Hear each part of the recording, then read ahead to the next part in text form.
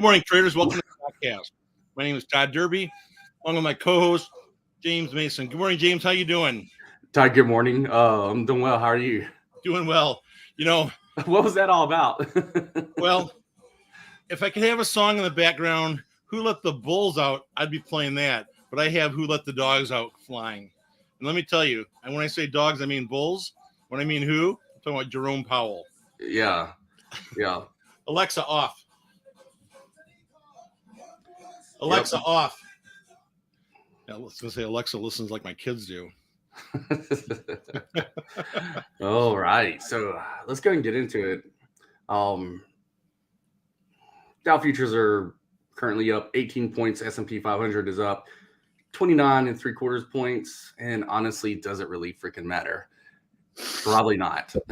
That's like, really man.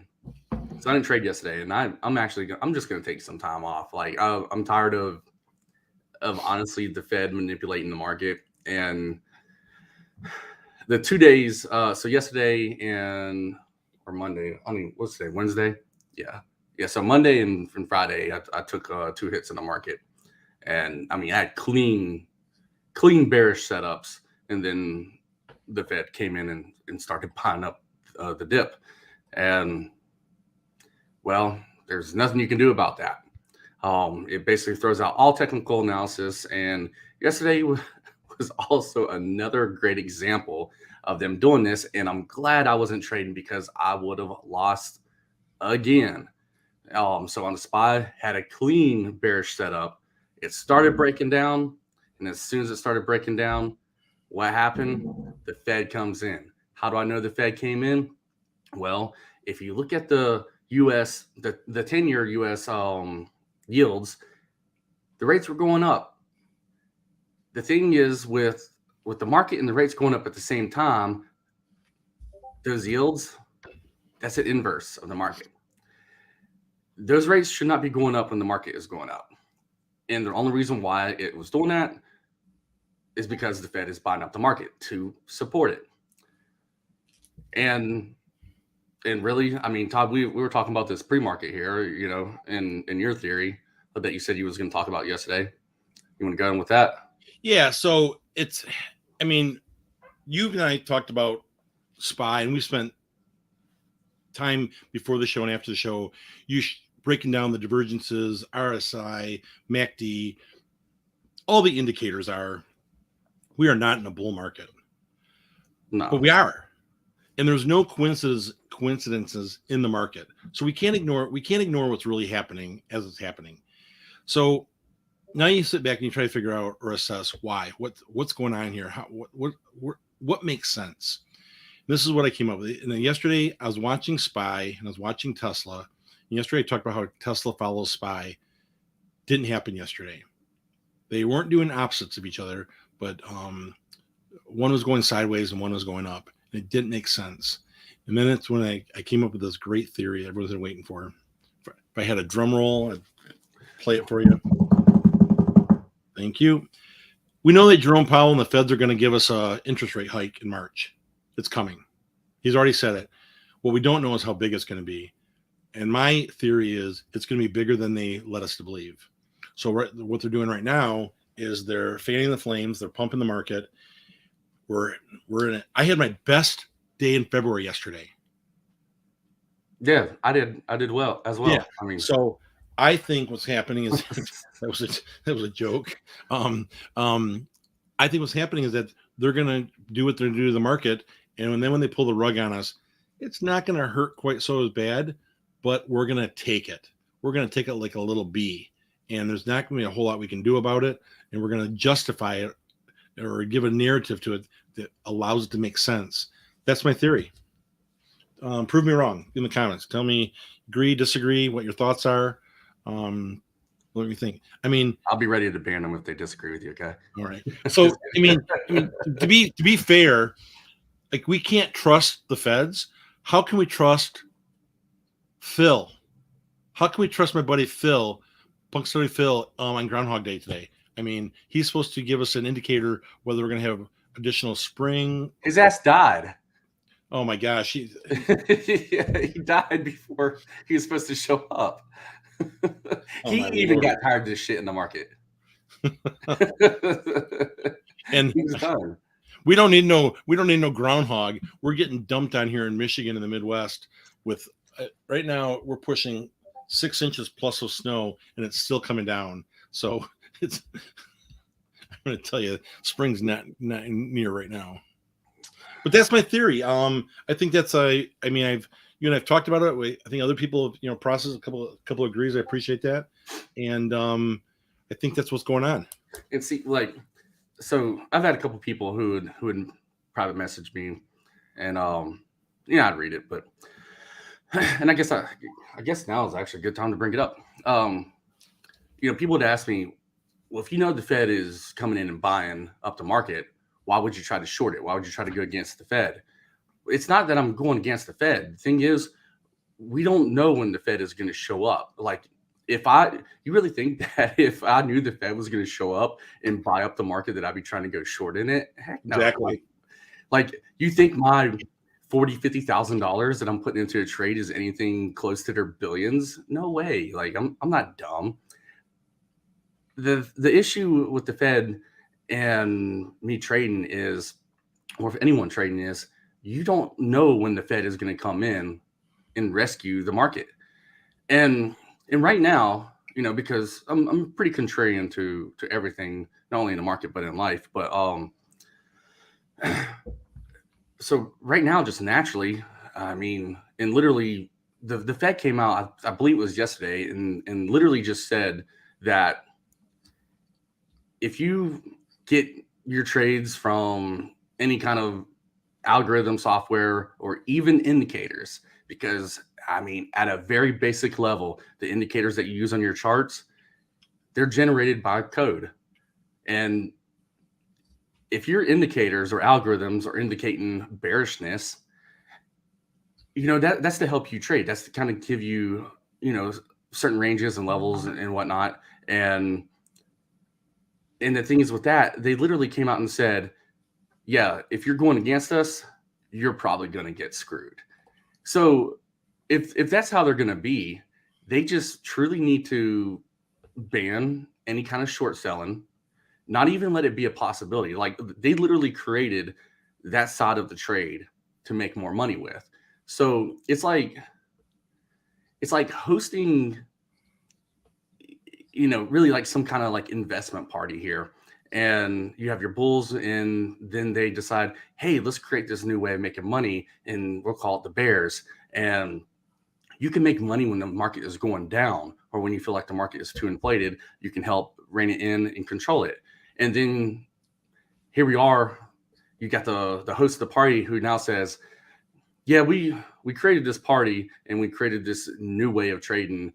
And well, the cat's out of the bag, and we really don't care that these guys over here, who we call the bears, we've been screwing them the entire time. The whole plan has been to give them the means to go short, and we've been buying that dip, eating up their money, and pushing it back up. So going back to the questions of, well, why would you trade against it? Well, think about this, guys. While the Fed is obviously against the bear and pushing it up, they're also against the bull, meaning you. And while the bulls can, sit there and ask questions, or even think, oh, well, it's just easier to go along with the Fed. The Fed isn't going to be there with you, to save you, going forward. They just come in whenever it's convenient for them, or to support their agenda. And so here we have a situation where the Fed is screwing over the bears. They're destroying the bears, and the bulls are cheering as, the Fed starts buying up the market, and the bulls jump on this and they throw in more momentum. Well, the Fed stops buying. And so the normal bulls, they continue on with that momentum until that momentum dies. Well, guess who comes in then? Those bears. Those bears come in, they start shorting it down to make their money back, or to make money in general. New bears, old bears, it don't matter.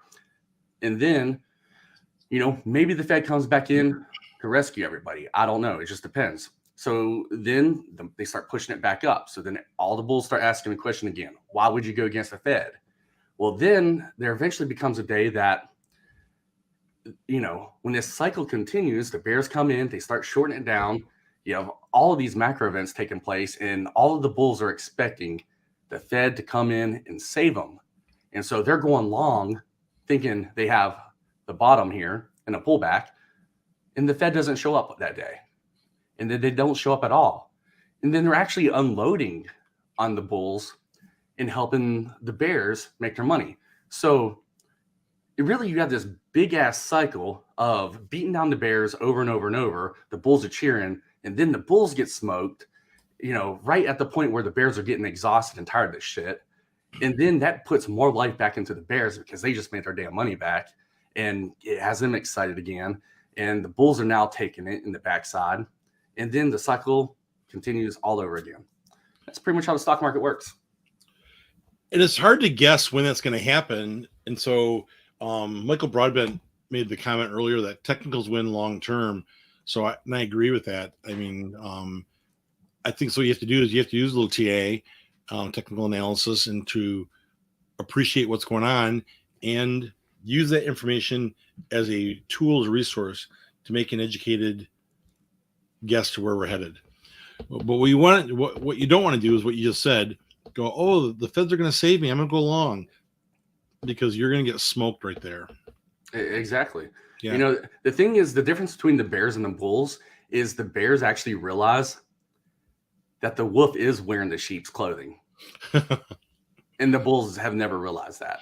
And if you want to see a really good example of this, or like an analogy of this, is when Elon Musk was selling he had to sell off so many shares. He was exercising some options, and he was selling off shares. And Tesla took like a 200-point drop. And but the problem is you couldn't go long in Tesla at every support level, because you didn't know, or you couldn't short. You couldn't short because you didn't know when he was going to stop selling. And as soon as he stopped selling, Tesla had like a 100-point pop that day.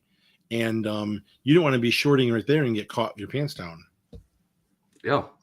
So, which now leads us, I guess, which one do you want to start with? I guess we kind of just talked about the SPY in general. Yeah, we did. Let's talk about Google. About Google. Google has a great report yesterday. They announced a 20-for-1 split. Woo! Man. Smart. Now, I think it's smart on their part. And when are they going to do that split?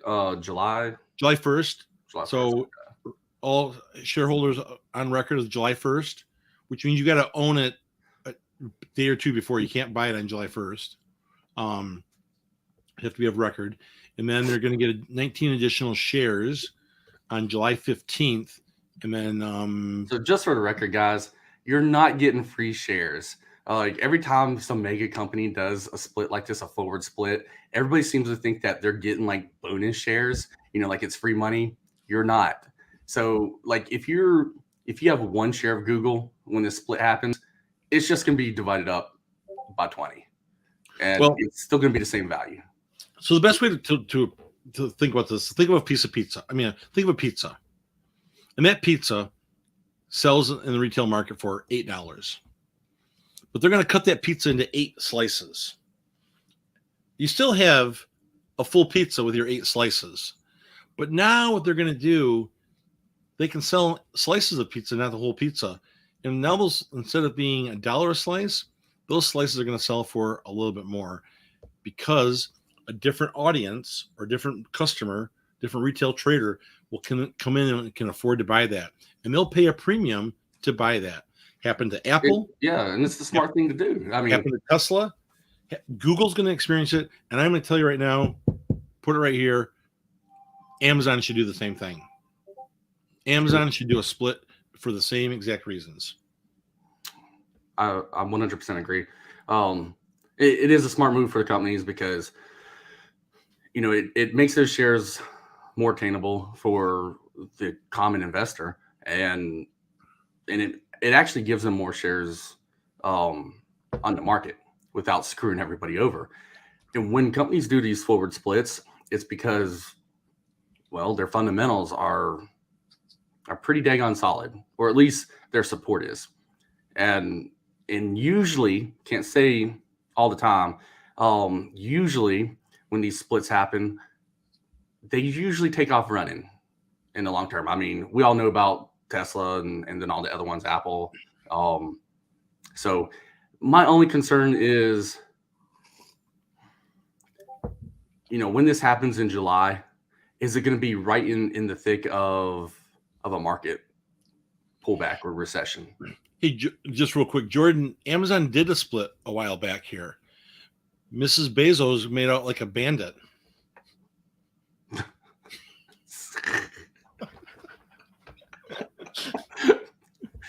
Oh, our dad jokes are the best. All right. Todd, that was actually good. That was a good one, man. That was a good one. Okay. That was not scripted in today's show. That got me off guard. The only thing that's scripted is the two things we're going to talk about. Everything else is we just do it. We're just that damn good. Yeah, exactly. Yeah.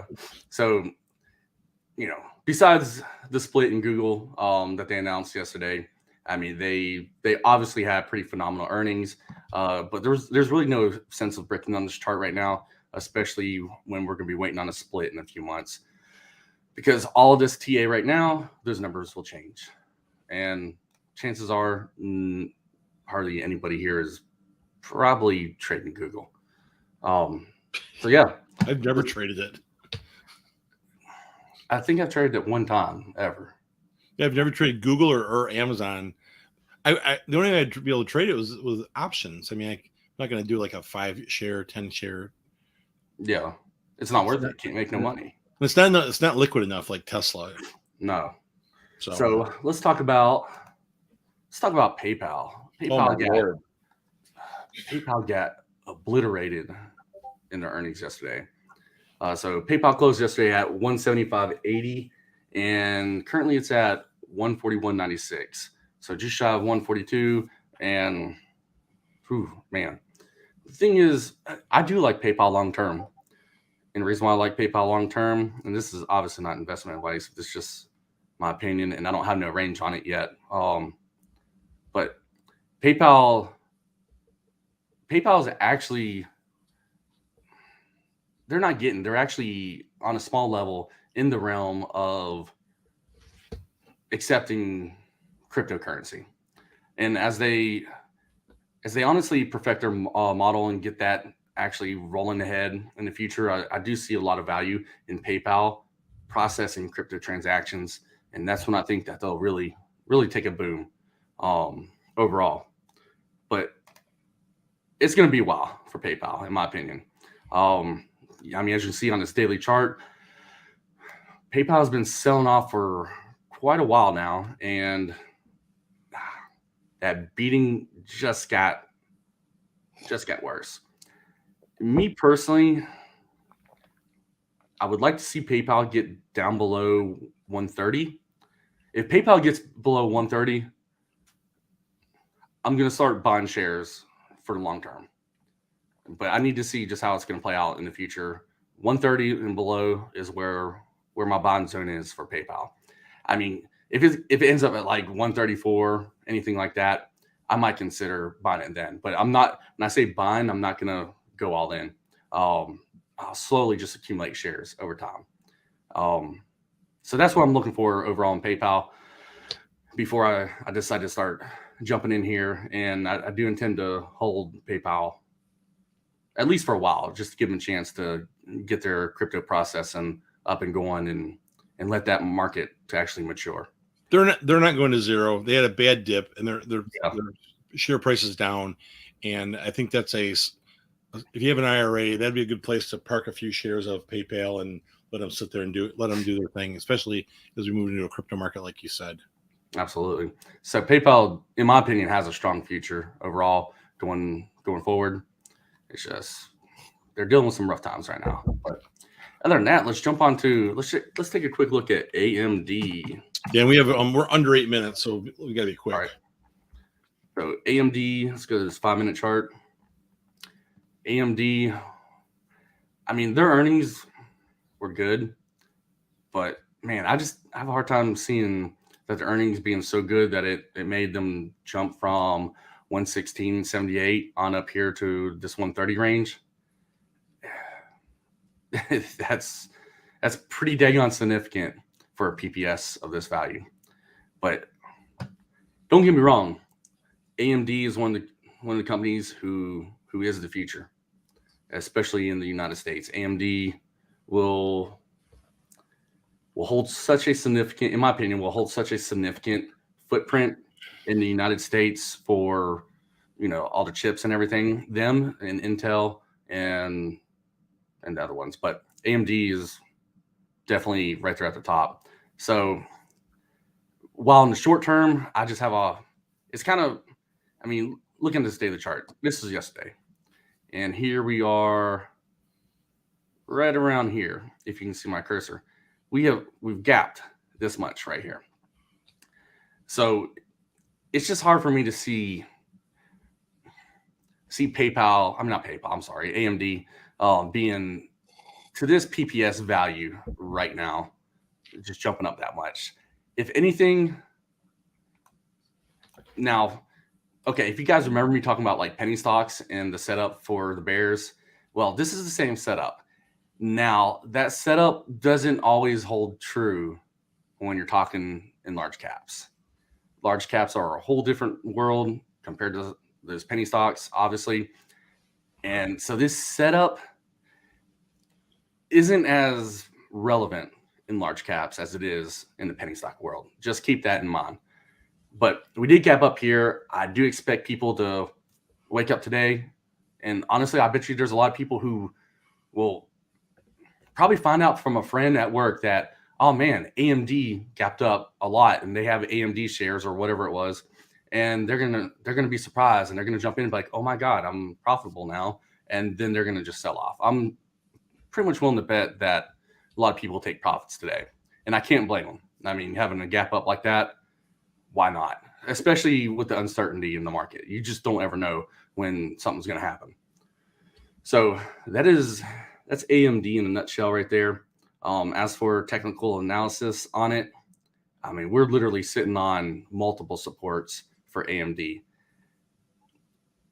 Right now, me personally, I don't have a play for AMD. Really, if I was in this, I'll just be looking to take profits today. Depending on how much I liked or loved AMD. If I was just like an AMD groupie, maybe I'd hold it. I don't know. Probably not, because that's nice profits if you were catching it at the bottom.